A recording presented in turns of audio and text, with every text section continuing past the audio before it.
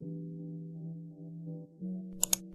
y'all, welcome back to my YouTube channel. My name is Bree and this is Bree Style.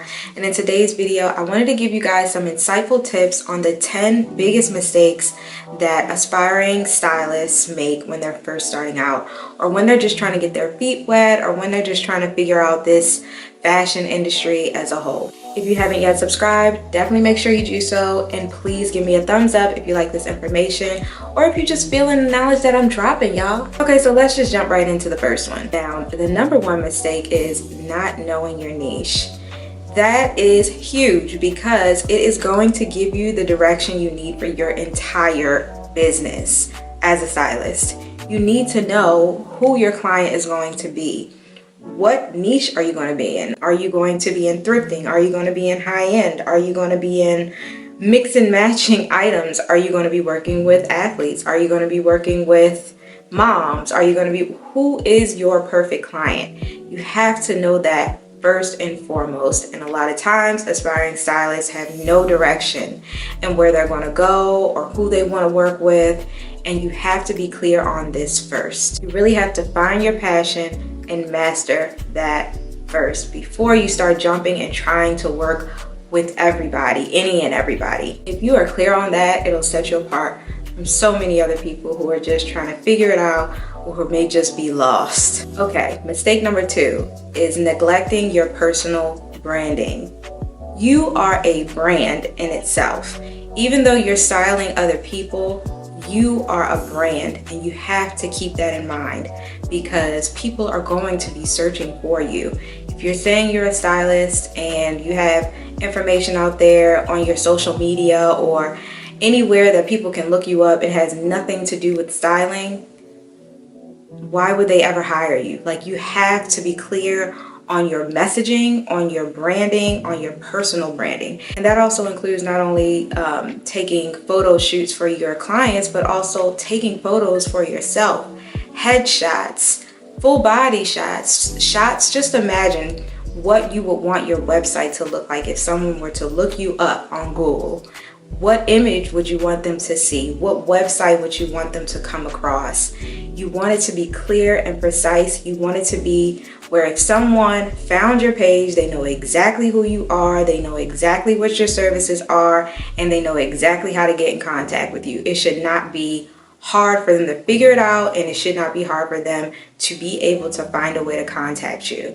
Now, it's so easy today that you can have it linked in your bio. You can have it on your website. It gives you a contact page if you're using a template.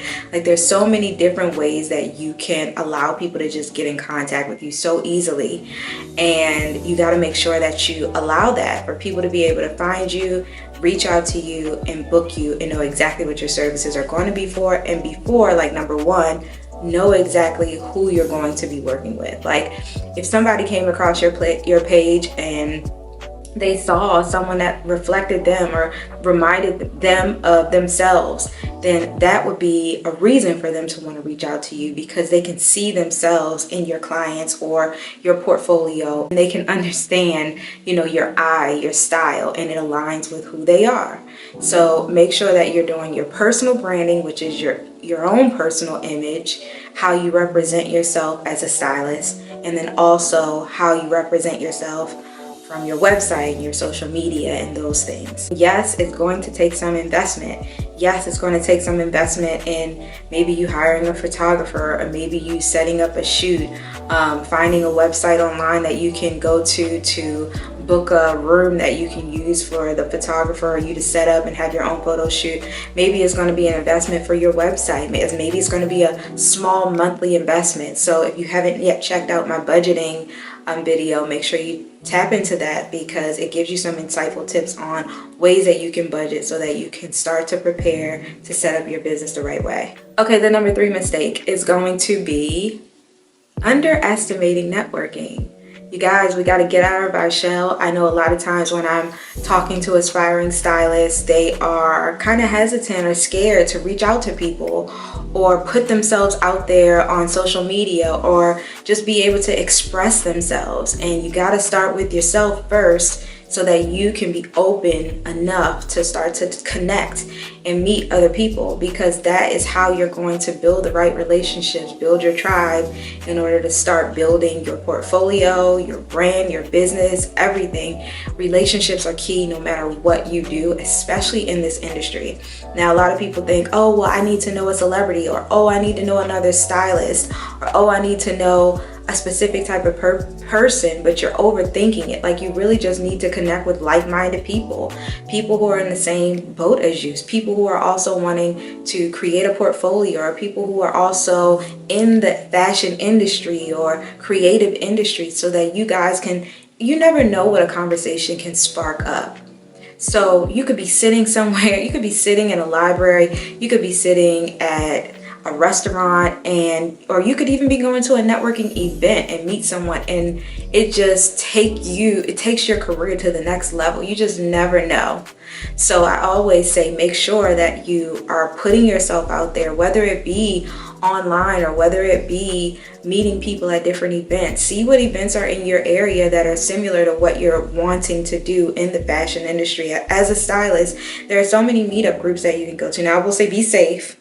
We got to be safe out here, but see what different types of events are in the area that you can attend and meet some like-minded people.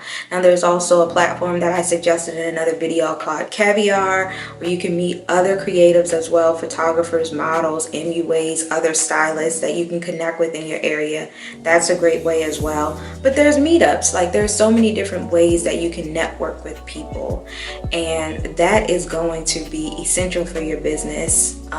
So get out of your shell. You gotta break that nervousness. Once you put yourself out there, just do it. That is going to open so many doors for you and build your confidence. And you got to have your confidence set before you start working with other people. How can you help build someone else's confidence through style if you haven't worked on yourself first? So it starts with you. It starts with putting yourself out there. It starts with networking, and then you'll start to just build your tribe of people that are going to help you grow in your business. And the blessing about that is, as they're helping you, you're helping them as well. So just keep that in the back of your mind. All right, the number 4 mistake is going to be not treating your styling business as a business. Like, it is a business, although it's such a creative, thing that we would see. And I would say that because there's so much that goes on behind the scenes. Like, it's a business, y'all. Like, it's a business first. If you want to be able to make some type of profit from this, it's a business. If you want to make sure you're setting yourself up and you're securing your business, there's contracts. They're setting things up the right way so that you're covering yourself, so that you're making sure you're getting a profit, and so that you're putting the right foundation in place to succeed. Like, this is a business first and foremost. It's not a hobby. If that's what you want it to be, then okay, it's a hobby. But if you really want to make some profit out of this, if you see yourself doing this on a long-term basis, if you want success in this, if you want to grow in this, you got to treat it like it's a business. It's not a hobby. And it's easy to fall into that when you're first starting out because you're just not sure, and that makes sense. It's understandable. But you got to start researching. That's why I say knowledge is power. Learning, investing in your education so that you can understand not just the creative side of things, but the business side of things as well. If you don't know, just ask. There's nothing wrong with that. These videos are very helpful as well. But if you want more information, I promise that there's always going to be some type of information, whether it be a book you read, a course online, of information that'll help you develop the business side of your styling business. Like I said before, that includes learning contracts. That includes learning how to set your prices. That includes learning how to market yourself. Marketing, y'all. That should be your number one focus. Your brand, your personal brand, and your marketing. Those two things, because your personal brand is going to be you setting up the type of services you have, your prices, even your contract, all those things. But your personal brand is how people will find you and how people will know the type of services you have. They'll be able to reach out to you. They'll be able to visually see and understand your business first and foremost.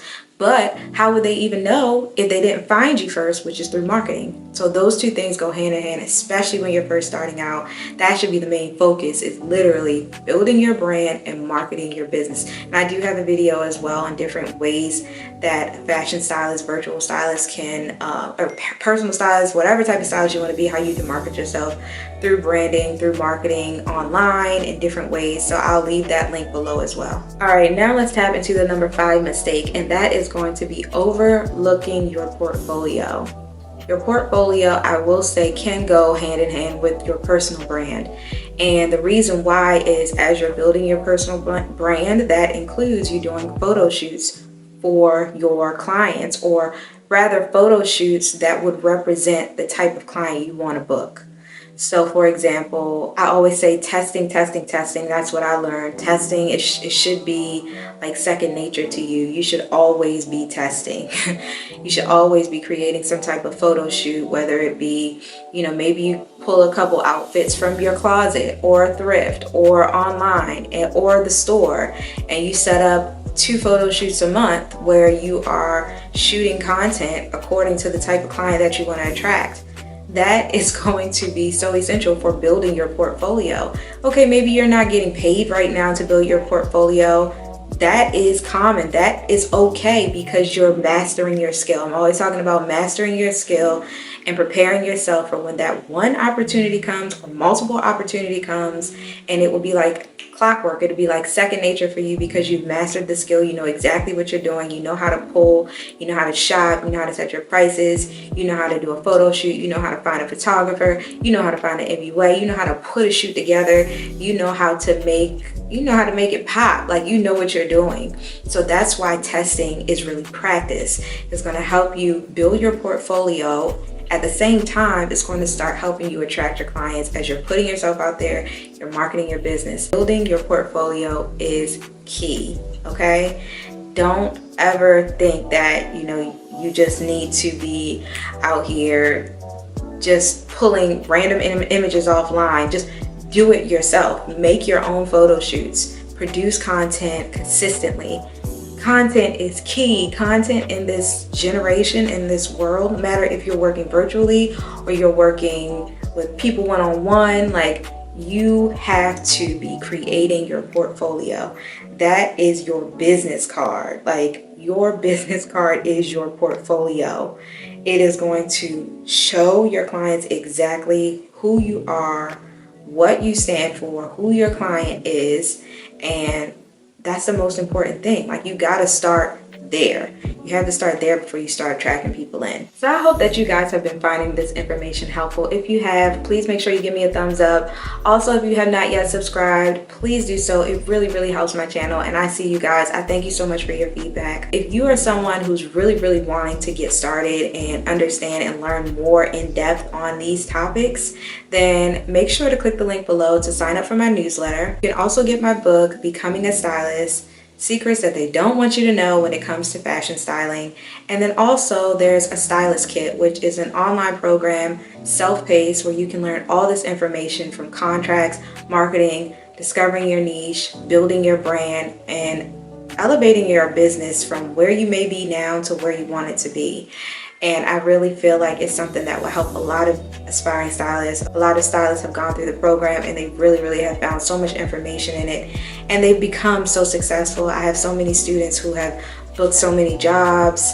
They built their portfolio. They're networking with people in their industry, in their area, even outside of their area. And it's just been something amazing to see people actually get so much information from this, implement it, and just find success. So if that sounds like you and you really want to start taking your stylist business to the next level, make sure you look at the links below, sign up, order the book, get your business on and popping, because we need people like you out here that really want to help people, that really want to uplift people from the inside out through style. That's what this channel is about. That is my mission. That is why I'm here creating this content, because I really feel like we need some good people out here who really just have a passion for helping other people.